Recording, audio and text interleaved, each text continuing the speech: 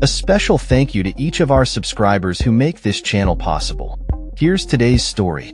In a dramatic turn of events, the Labour government has found itself in hot water over its controversial decision to cut the winter fuel allowance, WFA, for pensioners shortly after taking office. The initial move was seen as a bold statement of fiscal responsibility, aimed at signaling to bond markets that the new administration was willing to make tough decisions. However, the fallout from this decision has been swift and severe, raising questions about the government's economic credibility and its ability to manage public sentiment. The WFA, which is a lifeline for many elderly citizens during the harsh winter months, was initially restricted to only those pensioners receiving pension credit, a measure aimed at reducing the overall financial burden on the Treasury.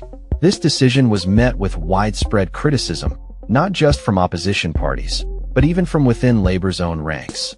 As reports of pensioners facing the risk of hypothermia emerged, the government began to feel the pressure.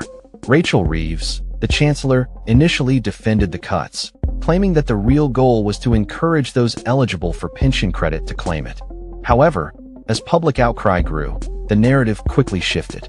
At a recent Prime Minister's question session, Keir Starmer announced a reversal of the policy, stating that any pensioner with an income under £35,000 would now be eligible for the WFA. This reverse ferret has left many scratching their heads, as the government now finds itself facing a larger spending bill than if it had maintained the original policy. The Treasury's latest estimates suggest that the cost of the winter fuel payment system will now be £1.25 billion, a far cry from the £0.5 billion projected under the initial reforms. This miscalculation has led to accusations of incompetence and a lack of foresight within the government. Further complicating matters, the Chancellor's inability to explain how the additional costs will be covered has only fueled skepticism about Labour's economic strategy.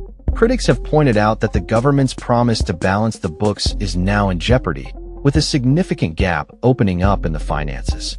The Treasury has assured the public that this gap will be addressed in the upcoming budget, but many are left wondering how the government plans to fill this void without resorting to increased taxation or further cuts to essential services. The fallout from this debacle has not only tarnished Labour's reputation, but has also provided ammunition for opposition parties.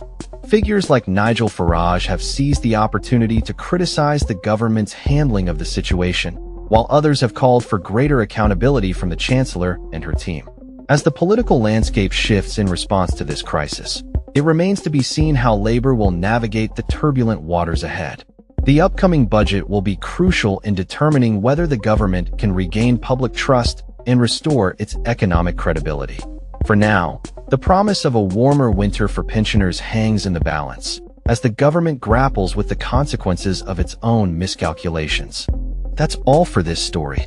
We upload videos every day covering many different subjects, so hit that subscribe button to stay informed. Thanks for watching.